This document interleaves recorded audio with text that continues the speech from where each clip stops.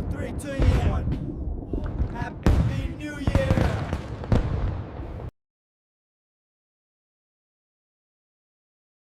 New Year's Eve in London is supposed to feel alive. Fireworks over the Thames, music echoing through the streets, people celebrating like the world is starting fresh. But on the far side of East London, away from the lights and crowds, there's a street nobody celebrates on, a street locals warn tourists about, a street taxi drivers refuse to enter. Hollow Street.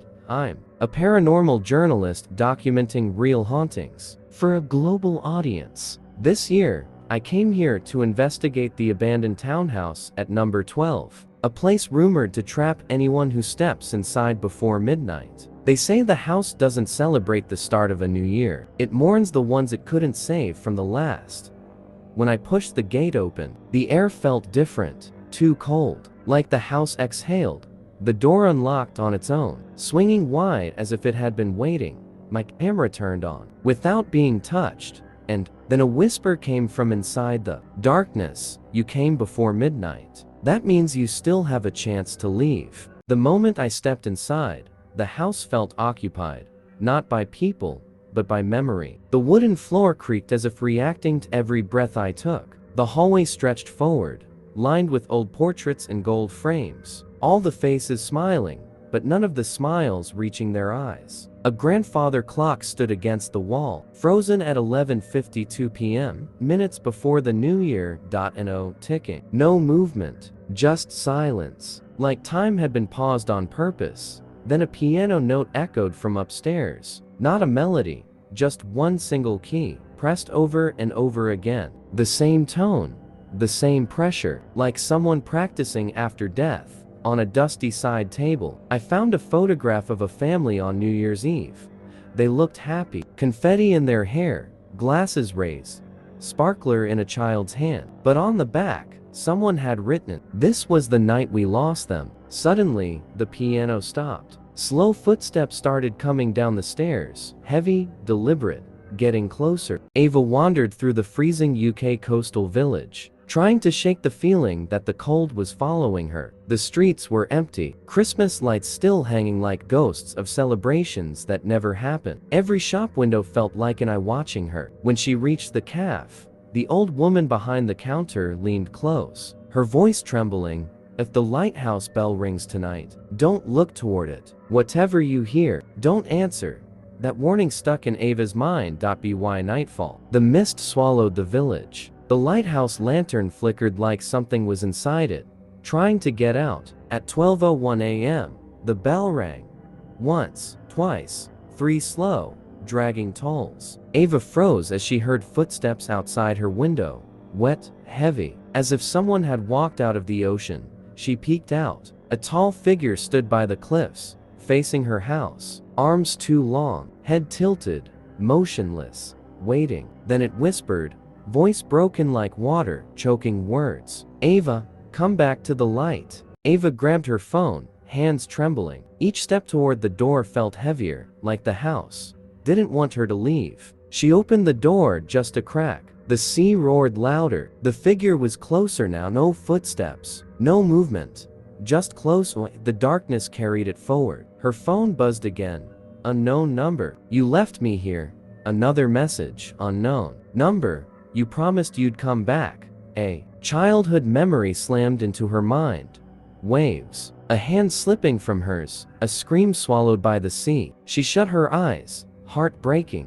The figure raised its head. Beneath the flickering lighthouse beam, its face looked like hers. Same eyes, same jawline, but broken, waterlogged. Her own voice echoed from the cliffs. "Ava, you drowned me." Ava backed away from the window, her breath turning to smoke in the air. It wasn't cold inside, but her lungs felt like she was breathing in seawater. The drowned version of her lingered by the cliffs, watching with eyes that glowed like lanterns beneath the tide. Suddenly, the lighthouse light snapped off. Then it came back on, but the beam was searching, sweeping across the village like a predator sniffing for prey. Every rotation of that beam made the ghost twitch, like it was connected to the tower by a rope of invisible current.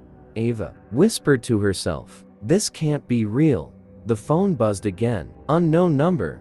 The lighthouse takes 1-3 year. A sound like bones scraping metal screeched from the tower. Ava realized the ghost wasn't coming for her. It was warning her, but something else was coming. The door handle began to turn, slowly, as if a hand made of seawater and memory was pushing from the other side. The door creaked open. Nothing stood there, but the floor was wet, salt water pooling like footprints without feet. The water moved with intention, crawling across the floorboards. Ava followed it against her will, like something in the tide had hooked into her blood. She stepped outside. The village was gone. Not physically, but the mist had swallowed every house and landmark until she was alone, with only the lighthouse visible, glowing like an eye in the dark. Each step toward it made a whisper rise with the wind. Come back to the light. Ava's mind flashed with images. People she knew, villagers, faces she had seen every year, all standing at the lighthouse door. Their eyes were hollow, their hands dripped seawater. They weren't alive anymore.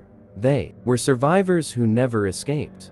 Their voices layered together, whispering in unison. One must stay for the rest to leave. Ava realized what the ghost version of her meant.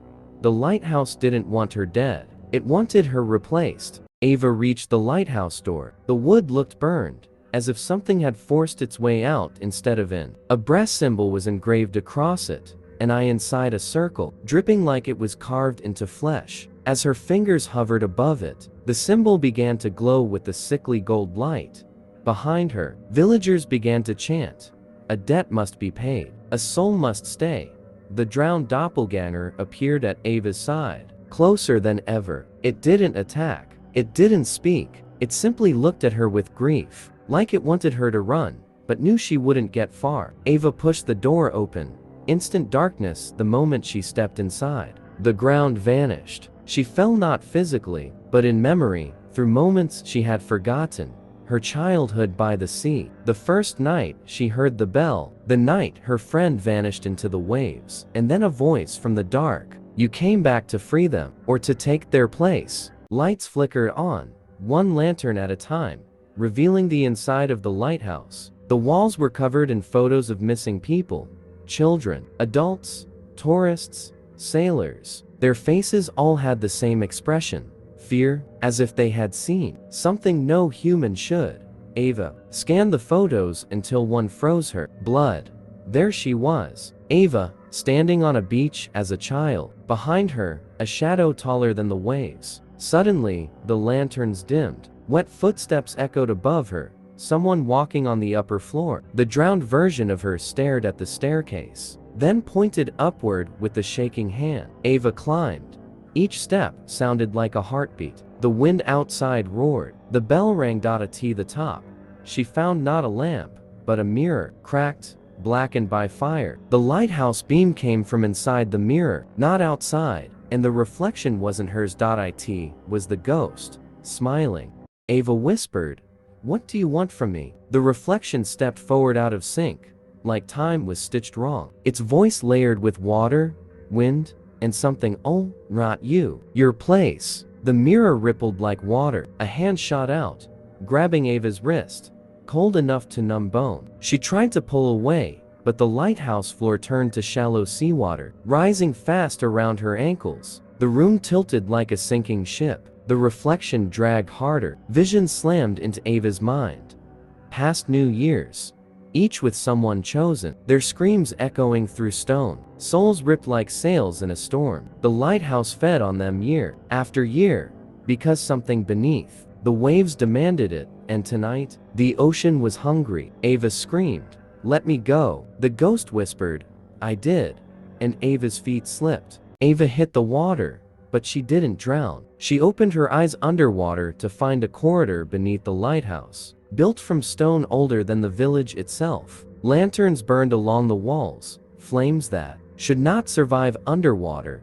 People lined the corridor, the missing, the forgotten, their bodies suspended, floating upright like puppets. When Ava passed them, their eyes snapped open. Choose, replace, stay. Ava stumbled backward, kicking through water. Ahead, a throne sat, carved into coral and bone. Upon it, a figure of pure darkness, dripping eyeless, crowned with barnacles. It raised a hand, and the lighthouse above responded. The bell screamed, so loudly the ocean vibrated. The drowned doppelganger appeared behind Ava, whispering, "If no one stays, it comes for everyone." Ava finally understood the truth. This wasn't a haunting. It was a system. The lighthouse wasn't warning people away. It was protecting the world by trapping a soul each year. The sea wanted balance, a trade, a life for a life. If nobody volunteered, the ocean would take the whole village. Ava's reflection approached her. The ghost was crying, not with water, but with light, like fragments of the lighthouse beam leaking from its eyes. "Save them," it begged, "or let them drown." Ava looked up through the water at the surface. The villagers stood on the shore, watching, hoping, terrified. They were waiting for her choice. The New Year countdown echoed faintly through the water. 10, 9, 8. Ava took a breath and made her decision.